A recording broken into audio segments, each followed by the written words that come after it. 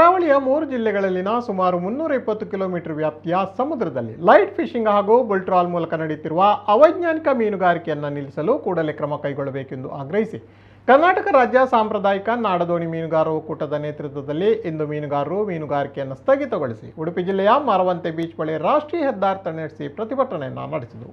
ದಕ್ಷಿಣ ಕನ್ನಡ, ಉಡುಪಿ ಮತ್ತು ಉತ್ತರ ಕನ್ನಡ ಜಿಲ್ಲೆಗಳ ಸಾವಿರಾರು ಮಂದಿ ಮೀನುಗಾರರು ತಮ್ಮ ನಾಡದೋಣಿಗಳನ್ನು ಲಂಗರು ಹಾಕಿಸಿ ಪ್ರತಿಭಟನೆಯಲ್ಲಿ ಪಾಲ್ಗೊಂಡರು. ಬೈಂದೂರು ಶಾಸಕ ಗುರುರಾಜ್ ಗಂಟಿಹೊಳೆ ಅವರು ಪ್ರತಿಭಟನೆಯಲ್ಲಿ ಭಾಗವಹಿಸಿ ಮೀನುಗಾರರ ಬೇಡಿಕೆಗಳಿಗೆ ಬೆಂಬಲವನ್ನು ಸೂಚಿಸಿದರು.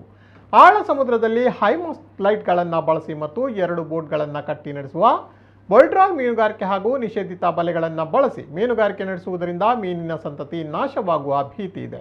ಇದು ಅವೈಜ್ಞಾನಿಕ ಮೀನುಗಾರಿಕೆ, ಹೀಗಾಗಿ ಅದನ್ನು ವಿರೋಧಿಸುತ್ತಿದ್ದೇವೆ ಎಂದು ಮೀನುಗಾರ ಮುಖಂಡರು ತಿಳಿಸಿದರು. ಸೀಮೆಎಣ್ಣೆ ದರ ಕಡಿಮೆ ಮಾಡಬೇಕೆಂದು ಸರ್ಕಾರವನ್ನು ಒತ್ತಾಯಿಸಿದರು. ಪ್ರತಿಭಟನೆ ಸಂದರ್ಭ ಪೊಲೀಸರು ಬಿಗಿ ಬಂದೋಬಸ್ತನ್ನು ಏರ್ಪಡಿಸಿದರು.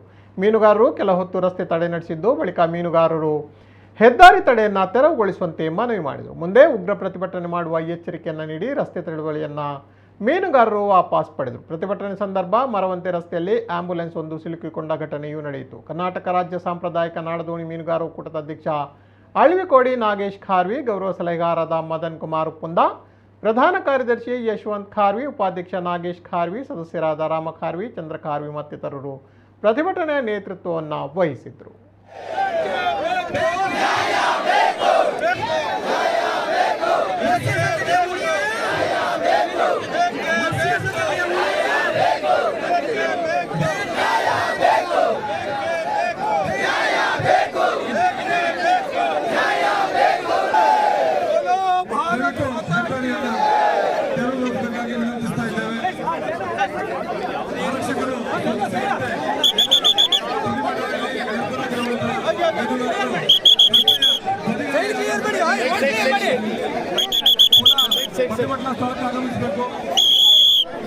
ಪಾಲಿಸಿ ಉಳಿಸಿ ಉಳಿಸಿ ಉಳಿಸಿ ಉಳಿಸಿ ಬೇಕೇ ಬೇಕು ಬೇಕೇ ಬೇಕು